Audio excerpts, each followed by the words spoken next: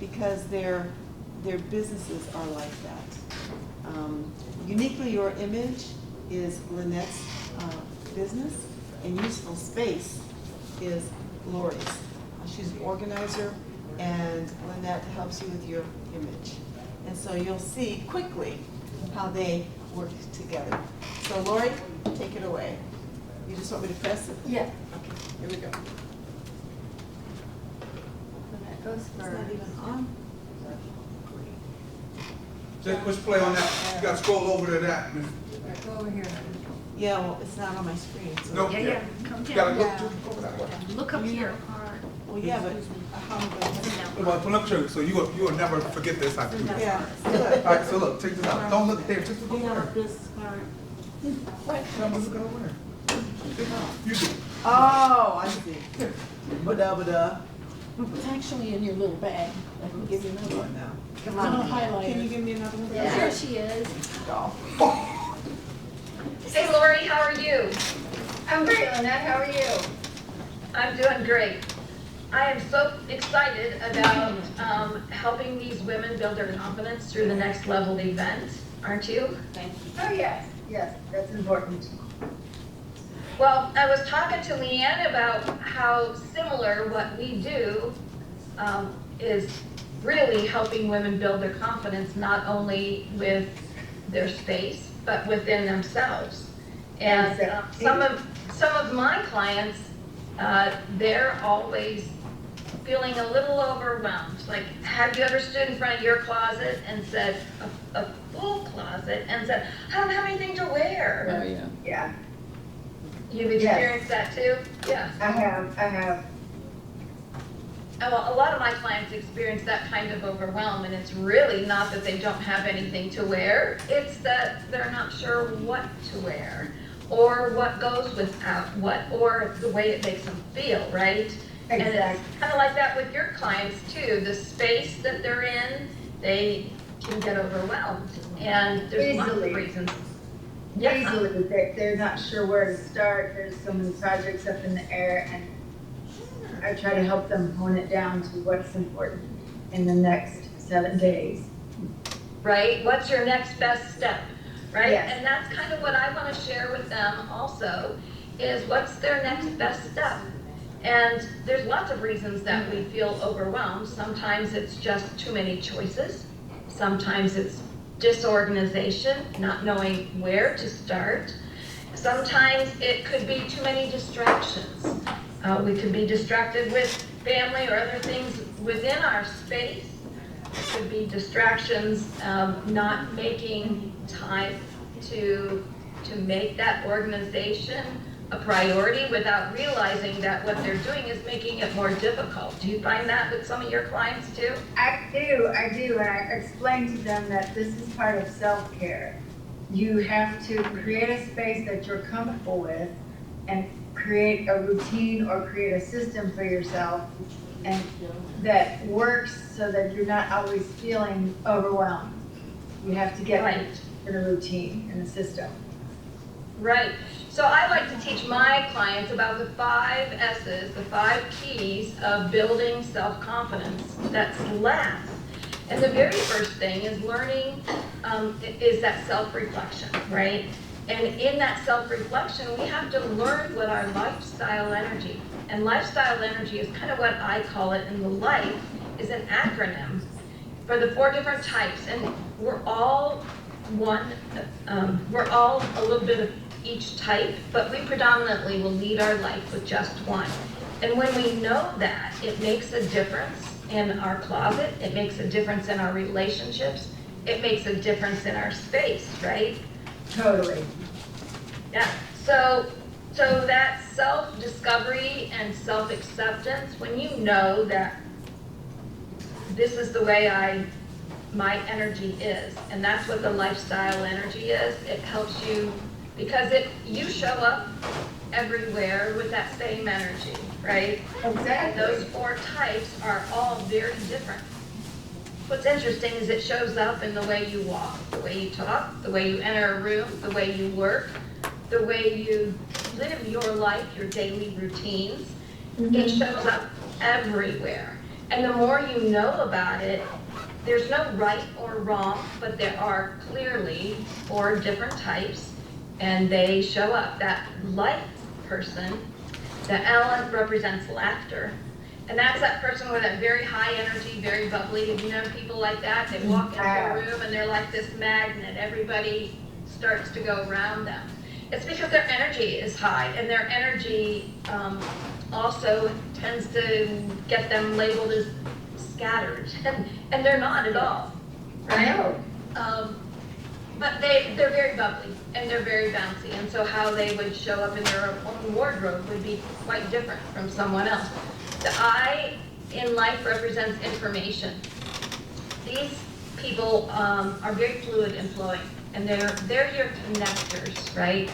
They are the people that often are called, oh, she's the glue that keeps the family together, because they're very good at planning and connecting. And my guess is, Laurie, you're probably that person, because that's what you do, is organizing and planning, and you really are good at that, right?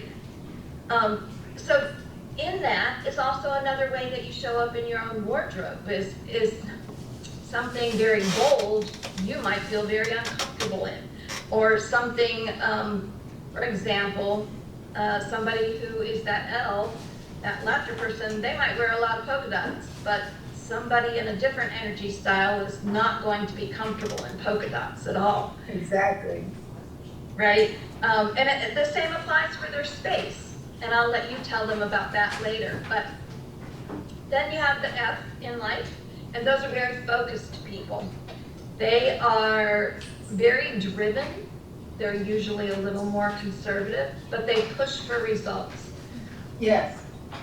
And a lot of times they'll push through the results and misstep somewhere back here, because they just want to get to the end result.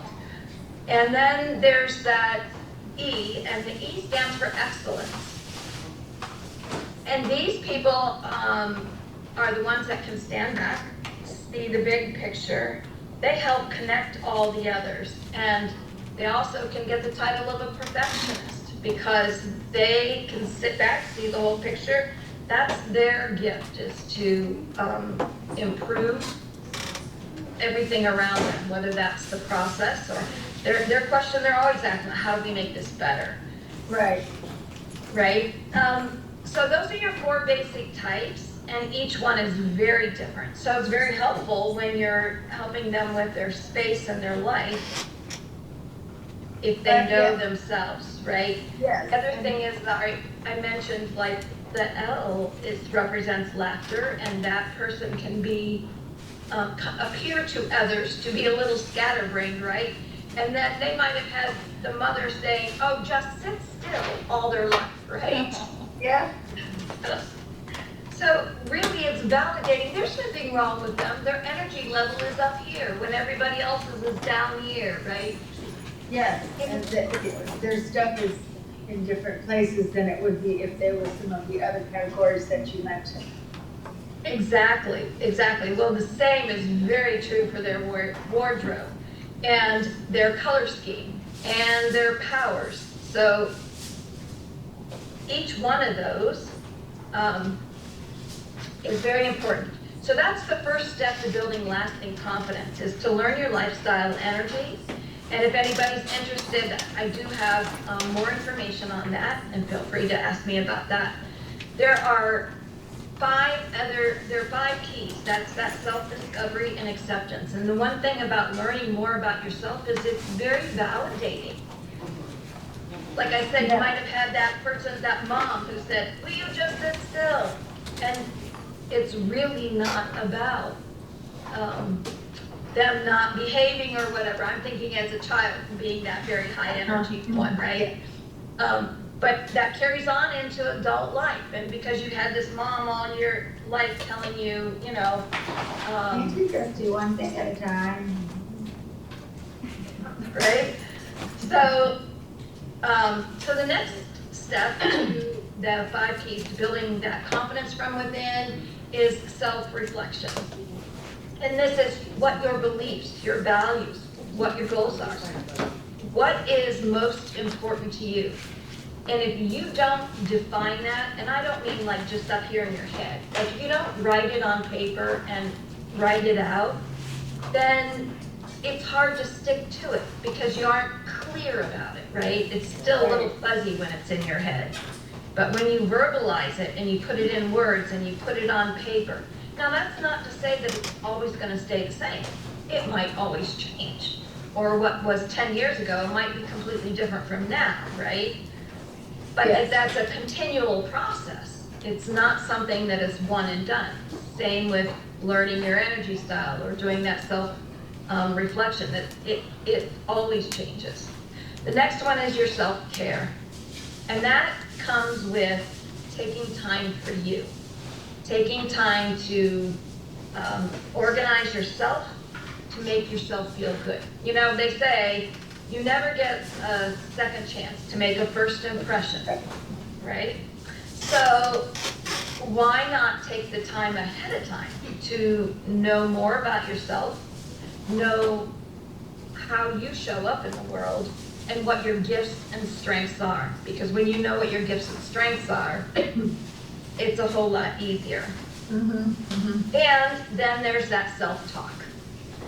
Self-talk is crucial, right?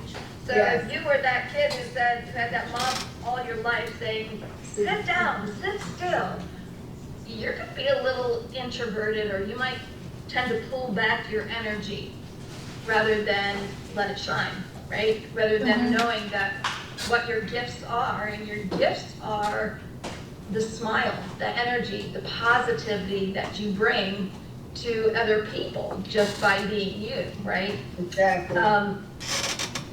So self-talk is important.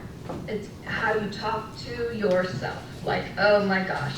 And when you know what your gifts and talents are, then it can be validating in that, okay, let me live in my strengths because that's where I'm supposed to be, right?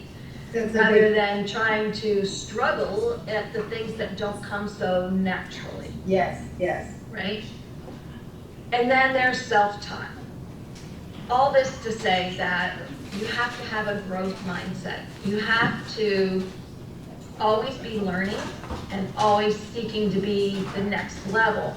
If you want to have confidence that radiates from within, it's one thing to have a boss or a friend or someone say, wow, you look really nice today. Or I really like that dress you have on, or pants or outfit, whatever it is. Here's a little tip for you. When someone says to you, pays you a compliment, number one, do you say thank you? That goes back to the self-talk, right?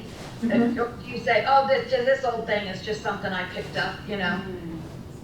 Get in the habit of saying thank you. Secondly, when someone pays you a compliment, are they saying they like the outfit, or do they say you look great? There's a difference. Yes. The difference being that when they say they compliment the clothes, you might look really sharp, but it does not align with your energy. And so when you get compliments that say, wow, you look great today, you know that what you're wearing, whether it's the color or the style, radiates with your inner energy. That's why your colors are so important. So to build that lasting confidence, you have to have those 5 keys and a growth mindset. And you can avoid that overwhelmed feeling by being in the right colors, in the right style, and there's so much that goes along with knowing your power colors, knowing what is best for you. I have a little sample here I'll share with you, just to give you an idea. A lot of times there's a big difference between our hair color, our skin color, and that contrast level between our skin, our hair, and our eye can make all the difference in what we have on. So one of the things that I like to do with my clients is a little draping. And you can see how this doesn't really do anything for me, right? But if I put on something that is a warmer Oh, the yeah. energy changes, right? Mhm. It's a very strong visual. Here's another one. I personally am someone who has a medium contrast level. This black and white is a very high contrast level. But you see how it overpowers me? Yeah. So this would be something, if I put something on like this, they'd go, oh, I like that outfit you have on, right? Mhm. But if I wear something that is at the same contrast level as my skin, my hair, and my eyes, you're creating synergy, and it all blends. Yes. Same with if we were to go with something silver, whether we're talking about jewelry or clothing. Silver, whoa, I just got washed out, right? But if I hold up the gold one, Yeah. that's very different and very complementary. So it does have power in how you show up in your room, how you show up in your life. And so, Laurie, do you have any questions for me? Just about organizing within the space in the closet. You would put things together that went together, and you would hang things accordingly to what you were going to wear in the closet. Is that? That's one way. And again, if we were to go back to talk about the lifestyle energy, what I do for my clients is help them define what works best for them. Depending on their energy style, some of them might want to have an entire outfit on one hanger, grab it and go, right? Whereas other women might want to have it by color versus here's all my tops, or some might want to have it by piece, whether it's a top, bottom, jackets, or they might do colors within those. It depends on how detailed you are. When I talked about that person who's that L, that energy, they will never do that. They will never take the time to do that. So why, it's not going to work for them. They're the one that wants that outfit on a hanger. Let me grab it and go, right? They don't want to have to give that kind of energy to it. But if they do it and they put it in there, then they're all set. I also have a program called 27 Hangers, which is a great program. And for anybody who's interested, that is on the handout. There's also a link there for your color code, so you can purchase that as well, and that's just $19. And that gives you a mobile link with your power colors, with your color palette. But before you can do that, I'm offering everyone a 15-minute free consultation. I'll help you decide what your color code is. And then you can take the next steps to get to the next level. Marvelous. The other tip for you is when we talked about energy, and in your closet, if you just in your closet hang all your hangers the same direction, and then as you wear clothes and put them back, turn the hanger around the other way. It's a real quick, easy visual to see all the things in your closet you're not wearing. Yeah. That then is when you decide, I need to do a closet detox. And if you're not sure what that is, I'd be happy to help you with that. But the bottom line is, anything that doesn't fit, doesn't make your energy high, doesn't make you feel good, right? Because the way we dress and the impression that we make on people, while it's important, it's more important about the way it makes us feel. Exactly. So if I sit at home with sweatpants on and a t-shirt, my energy goes down. I'm like comfy, cozy, and I'm down. Whereas if I take a little more time, put on makeup, put on jewelry, wear something that feels better, my energy goes up, right? So if you're taking those hangers and you're turning them around with the things that you are wearing, it's a quick visual to see what you're not wearing. It's a quick way to say, okay, why am I not wearing that? Is it too small? Is it too big? Do I feel frumpy when I put it on? What is it about that piece? And Do I need to get rid of it? Is it time to let it go? You know, lots of times we have buying mistakes, or we have hand-me-downs. That was my entire life, right? But they weren't me. They were from other people, and so while I'm very appreciative of them, or was, I don't do that anymore, but mostly when I was a child, or my very young adult life, I would get hand-me-downs, or people would give me things, and they hung in my closet because they were not me. I didn't feel comfortable in them. They didn't make me feel good when I put them on. Out. If you have things hiding in your closet like that, get rid of them. So, Laurie, you help people with those spaces. I do. Whether it's their space in their room and how to organize that, or their desk, their workspace, or maybe it's just the things in their daily life, right? Mm-hmm. I find a lot of people keep things that they don't use or wear or even want because someone gave it to them. Someone close to them gave it to them. Yes, or I've found clients who keep something because they paid good money for it, but it was an impulse buy, right? Right. And they get it home and they either go, oh, I don't have anything that matches this, I don't have anything to wear with this. Or they get it home and go, why did I buy that? Because, you know, because they were in a different mood, you know, I don't know. And so they hang in there because they were a buying mistake and they paid a lot of money for it, right? Rather than, again, it's time to get rid of it and let those things go, so. I think if we can be real with ourselves and know ourselves and our own personal styles and likes and dislikes, we could get rid of a lot of things. Clothing, items, and Household items, decorating items, daily routine items, right?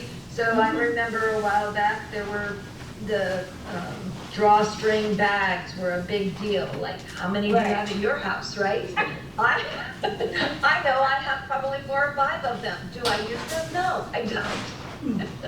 So, well, I recommend that we put items to be donated in the very same bags because they hold a lot of items and you can just drop them into them. that's right, that's right. That's what I need to do. So I'll have to have you come to me and I'll come help you with your colors. So. Okay, that'd be great, Lynnette. All right, Laurie. Well, it's been a pleasure talking to you. And I hope there are some tips there for all of the attendees at the next level. And I have links on my handout and we'll talk soon. Okay. Okay. Not done yet? Okay. No, that was just Oh, Lynnette. that's just Lynnette. I'll be quick. So, did you know that you will spend roughly 5,000 hours of your life looking for things around your house? 5,000 hours. 5,000 Wow. hours. Oh my goodness. That's crazy. Talk about a time dump here. Yeah. Why do we always end up losing the same things? The answer to that has to do with our organizing style. You can watch the shows, the videos, the tutorials, buy the books, and think that you know all about organizing, but what really resonates with you? What would you take the time to do? The one thing that I saw in each presentation today had something to do with organizing or organizing your time. Every day needs to have at least 15 minutes worth of reset in it. Otherwise, you're going into the next day and you're already in reverse because you didn't reset from the day before and the day before, and the stuff from Tuesday last week is still in your car. Okay? There's a handout in your folder. Leave that there. Look over it. It's got some good information in it, just basic kind of information.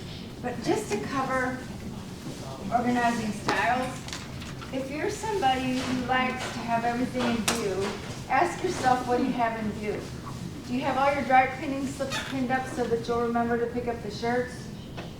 Do Do you have stuff sitting out all across the top of your banister or your countertop as you go out the door to remind you that you're supposed to take it somewhere?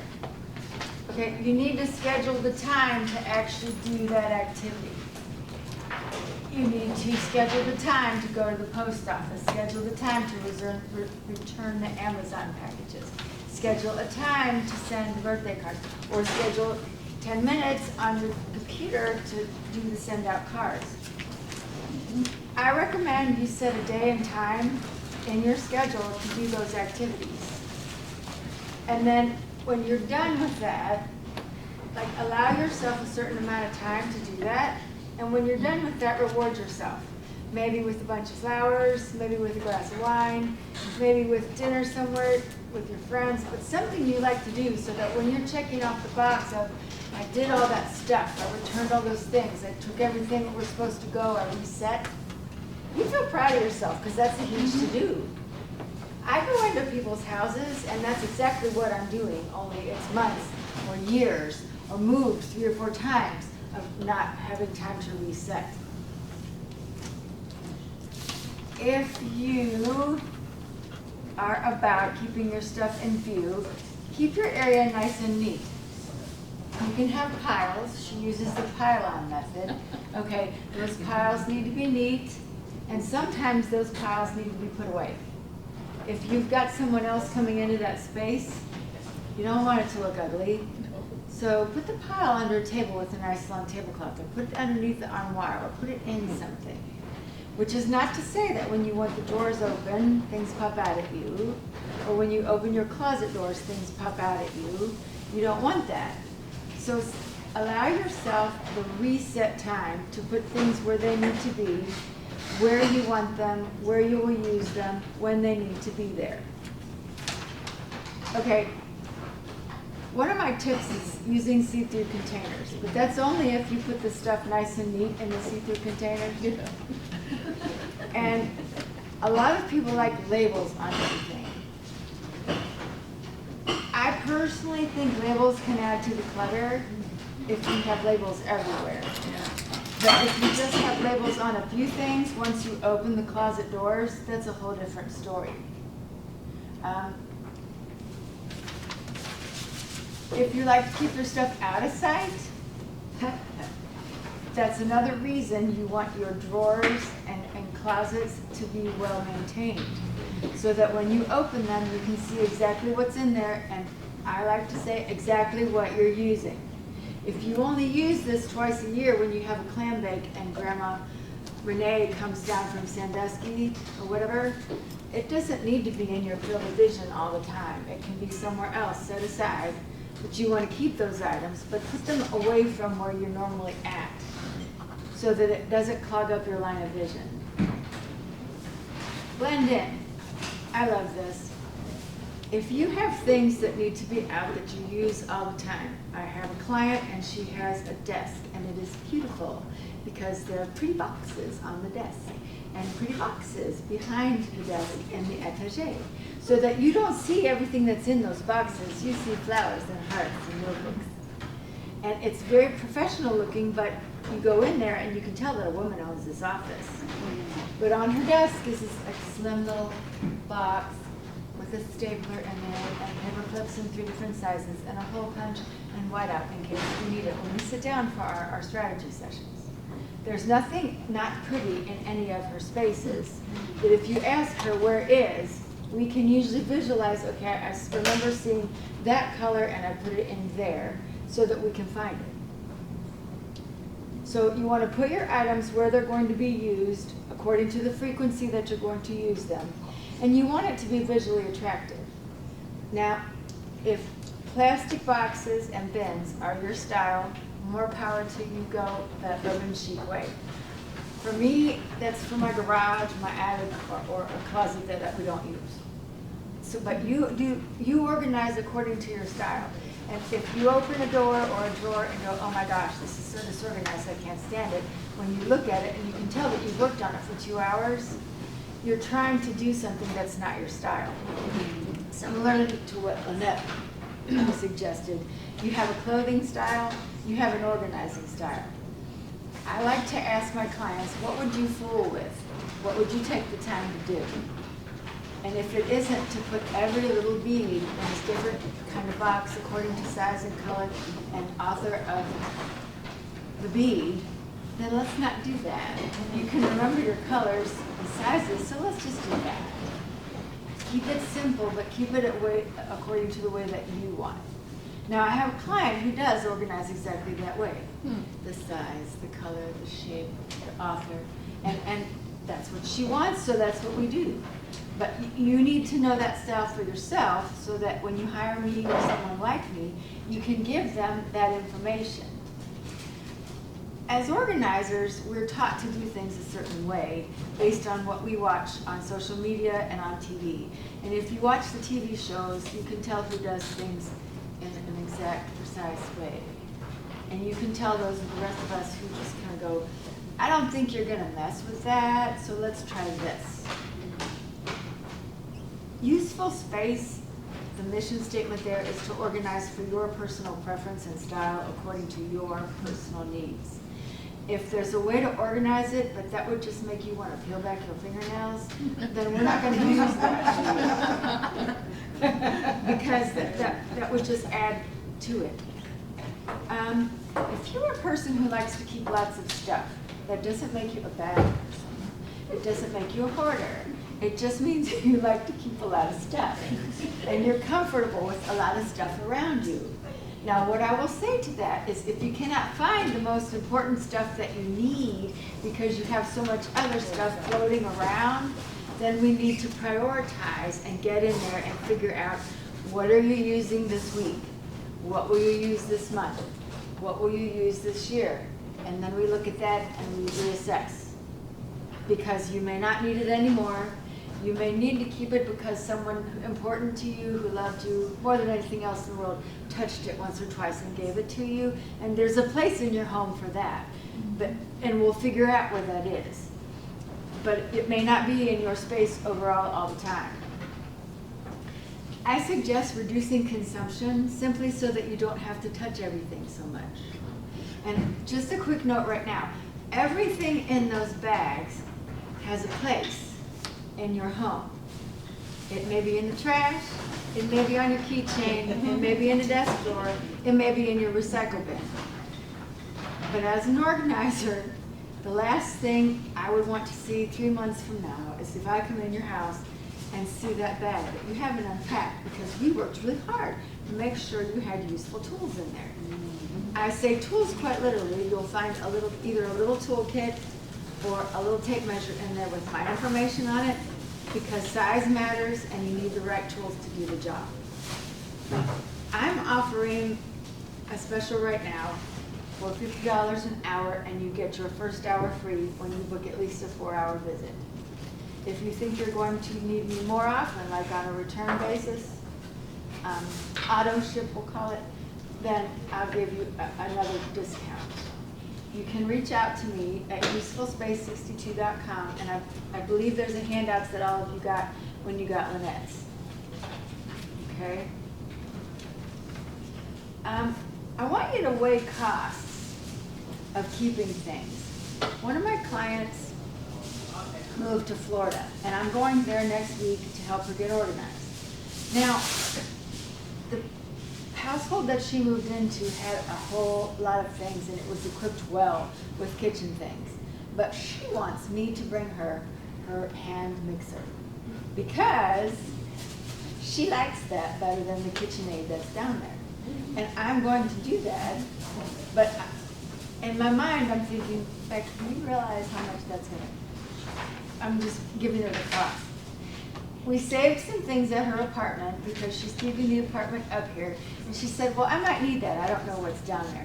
And I said, well, I'll bring you whatever you want, but if I'm not bringing it to you, I want you to think about how much it's going to cost you to have me mail you these things when you could just go out to the Target down there or the Hobby Lobby and get a new set. She said, yeah, that's a thought. So consider the costs. Consider the cost when you buy something. If it sits on your shelf, you have to touch it. You have to think about it. You have to dust it. You have to figure out if you want it or not to start. So that's a whole nother thought process. And then once you decide that you want it, you have to decide, okay, where is it going to live and what am I going to do with it?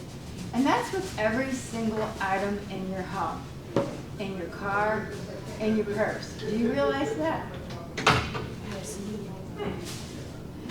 When my mom lived in the same house for 65 years and we moved her up next door to me, I said, Mom, what am I going to do with all this stuff? Because there was a basement, a garage, 2 outbuildings, and an upstairs with 2 bedrooms. Oh, wow.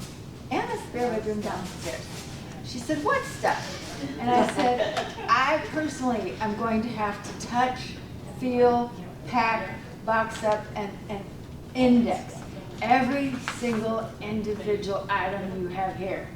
She said, oh, it'll be nothing. I said, oh, not the case. So when you think of your own home, or when you think of your office, or when you think of even your wardrobe, think about that. And think about what your time is worth, because we've talked about that a lot today. Think about that in terms of your wardrobe. Think about that in terms of your furniture. Think about that in terms of your toiletries. Whatever it is that you collect or have an extensive collection, think about what your time is worth and having to maintain that. Because you're going to have to keep track of it. You're going to have to put it away. You're going to have to clean it. You're going to have to remember where it is. If your kids borrow it, you're going to have to remember to get it back. Does all this make sense? Yeah. Okay. If you're struggling to cut back, ask a loved one or professional to help you. If you really feel as though you may need some extra help, counselors are available. I say that with a chuckle, but retail therapy, it's a thing people do, and they end up with a whole household full of stuff in their basement. And upstairs, they have the household that they're living with, and they call me to come help them out. Sometimes it's all in one room, or sometimes we've combined 2 households and we didn't know what to do with his stuff, so we brought mine and a few things of his and we rented a storage unit. So just think about stuff in a different way. Think about the time, the labor, the maintenance, and the money that it's sucking from, could be sucking from your pocket. Think about who else might be overjoyed to get it. Yeah. Do we have any questions? Yes. What do you find, when do you decide someone is a hoarder? It's my experience that everyone hoards something. It's just a matter of what do you hoard. If you went to my house, you'd see right quick that it's plants, house plants. If you went to some of my clients' houses, you'd see other things. Hoarding is defined as the obsession with things that are material but have no life. And you can't detach yourself from that, and you're allowing those things to make important decisions or to not make important decisions for you. So you have 5,000 statues of Peanuts, Snoopy, because you're a collector. But instead of going to the events of your family that you've been invited to, you have to stay home and count the Snoopies. And you've got a couple Snoopies that you're expecting, so you stay home for those. That's a hoarder, in my estimation. But that's just me. I'd say go to the definition, but all of us hoard something.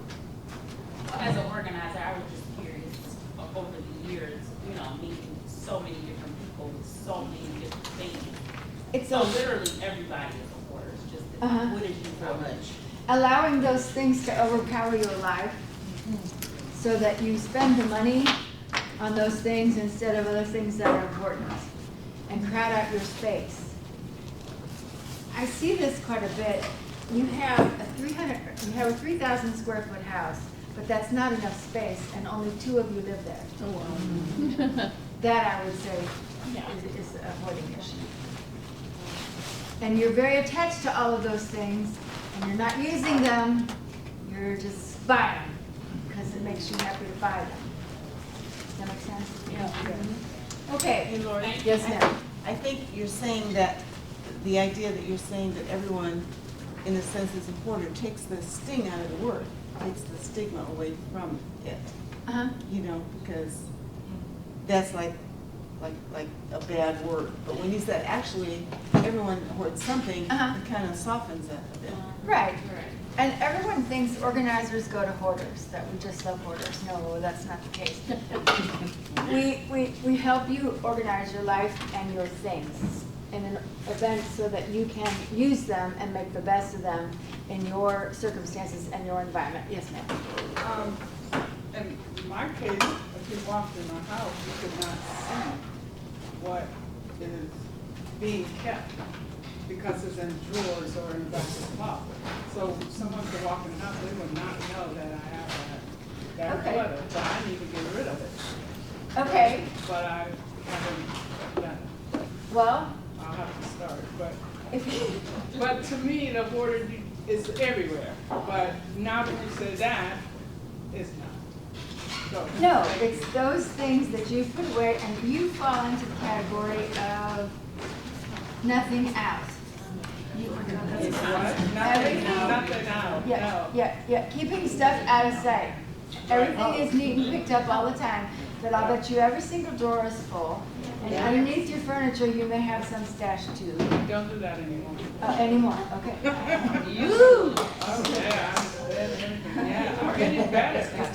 But that is useful space, and I have to tell you, I really find this a therapeutic thing that I'm doing, and I really love what I'm doing. I'm passionate about helping others organize so that you can have what you like out, and you can have what you don't want out of sight or away.